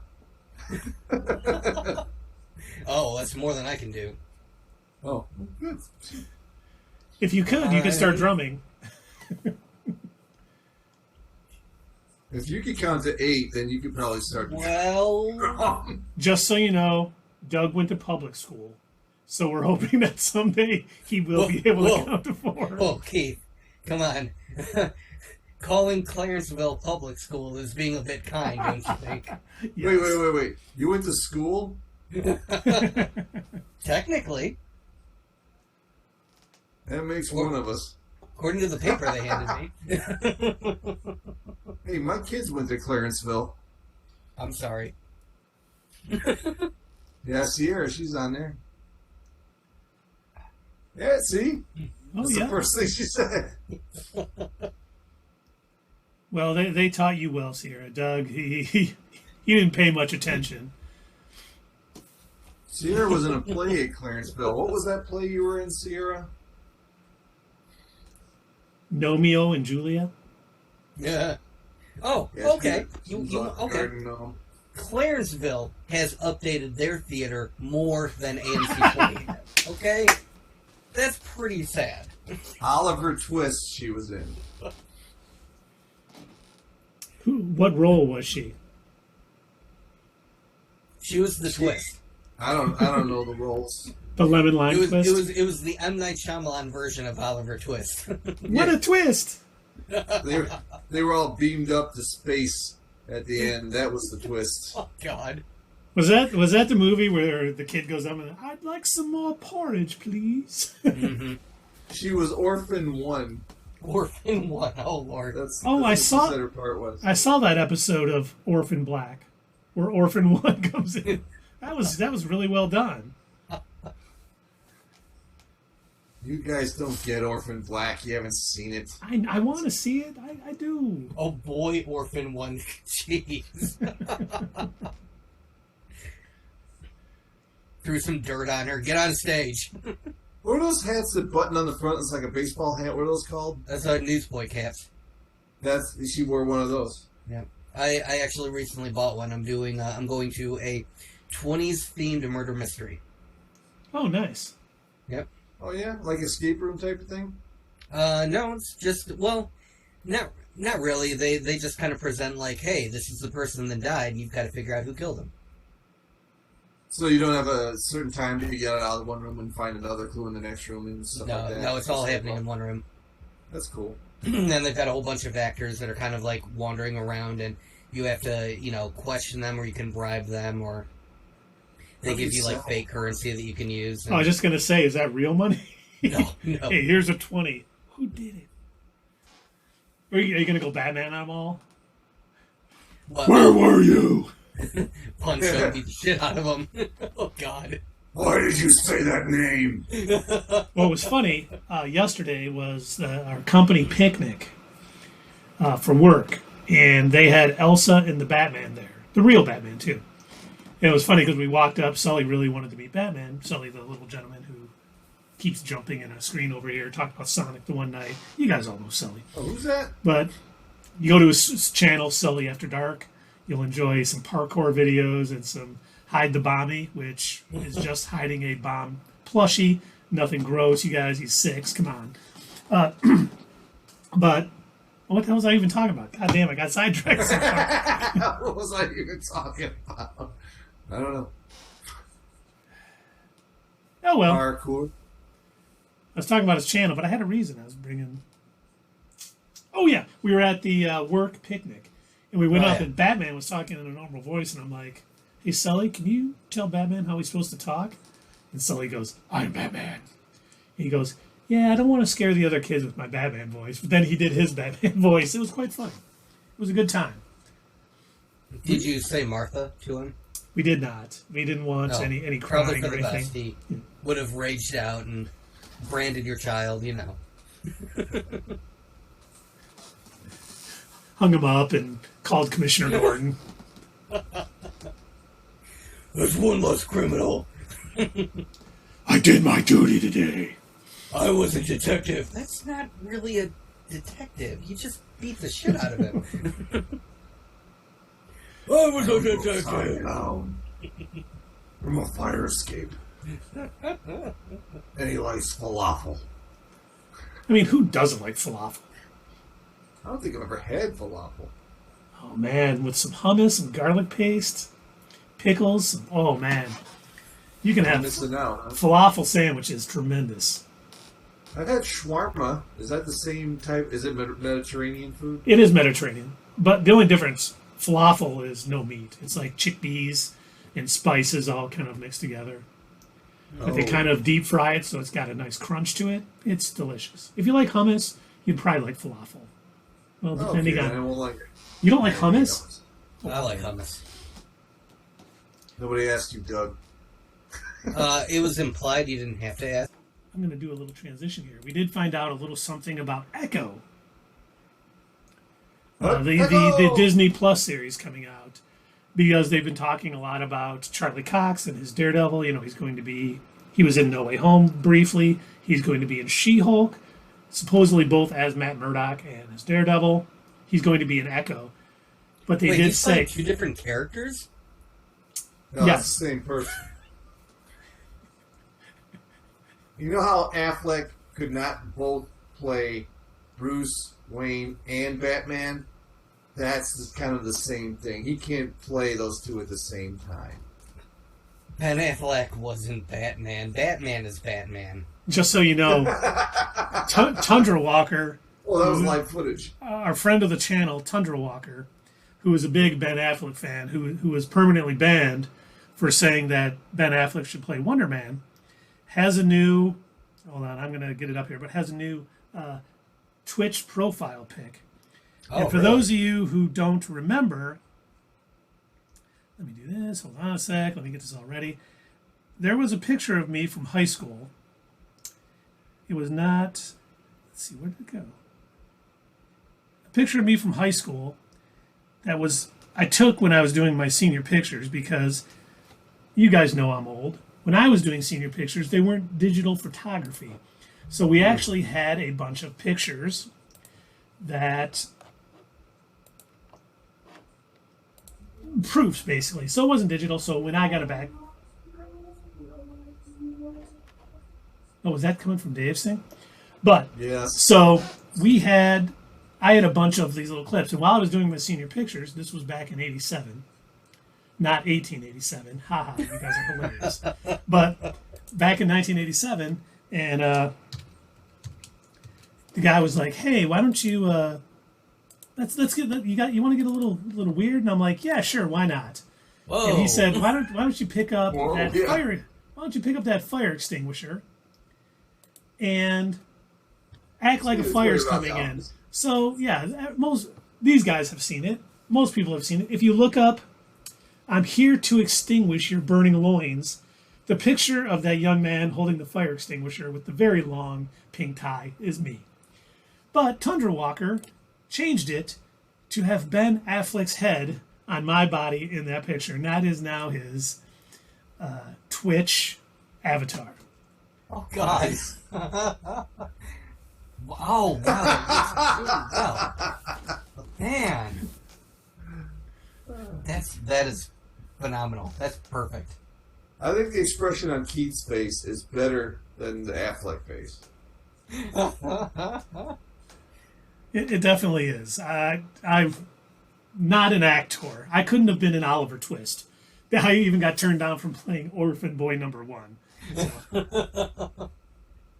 Oh, you can stand in the band pit. Oh, I don't play any instruments. That's okay. Oh no, then you can't be there either. Just hide, you know. Stay out of you. I can help with the build- props. No, you can't. You can build the scenery, and that's it. I don't want you pushing it out on stage or anything. We can't let anybody see you. Yeah. Unless you want to go out and do Shake It Off, because that's what he's good at walking from office to office and singing Shake It Off. Just so you know, I am actually pulling up. Give me one more minute. I do sing Taylor Swift at work. I have been banned from meetings at work because of that, but I will never stop. But I'm about to show you what this Ben Affleck picture is actually from now. I pulled up the meme because, you know, being an internet famous meme is basically, you know, my huge call to fame. But hold on one second. Let me get this all set up. I obviously didn't have it in OBS prior to this. Don't panic. Oh, I'm not panicking. Don't worry. No, he's saying that to me. I'm panicking. Oh, and just remember, this is me from 1987. So You were a sophomore? I was a junior in high school. And this was one of my senior pictures we took. And basically the meme is, "I'm here to extinguish your burning loins." And there I am. No Ben Affleck head. It's pretty amazing. I know you guys are all pretty impressed with how amazing I am. But yes, that is me. He that did is a not real mind meme public that exists, humiliation. that exists on the internet. Anybody can find it. And it all exists on the internet. Tundra Walker's brother. I grew up with Tundra Walker and his family 3 houses down. So I've known them since, I was before I went to school. And I went to college with Tundra Walker's brother. And we have been in fantasy football leagues for probably almost 30 years now. And one year he kept bugging me and saying, "Hey, did you log in?" Like where our draft was coming up. He's like, "Have you logged into the website yet?" I'm like, "No, I haven't. Stop. What is wrong with you? Like, why do you keep saying it?" And finally I logged in. And it was this picture as his team logo. And I'm like, "Oh my God." He goes, "Yeah, I called your sister. Obviously living 3 houses down. We know each other's families really well." And he's like, "I called your sister and said, can you go find that picture in your mom's basement, scan it in and send it to me?" And that's how this picture got on the internet. And then I would show it to people. And one of the guys I worked with at a diabetic supply company that is no longer in business wanted to put it up on Awkward Family Photos. And when it got up there, man, it lit up the airwaves. They actually reached out and wanted me to be a part of one of their calendars, this picture. But they were offering me, they were like, "We'll give you like $125. And I'm like, "No part of the sales or anything?" I thought that was kind of bad. So I never did it. But that's my claim to fame. And this channel, of course, since we are, according to Dinky Soulman, the best channel on Twitch, which you can't argue with that. It's hard to argue with that. There's so much proof. That's all the proof that I need. Yeah. I just need someone to tell me that. Every day.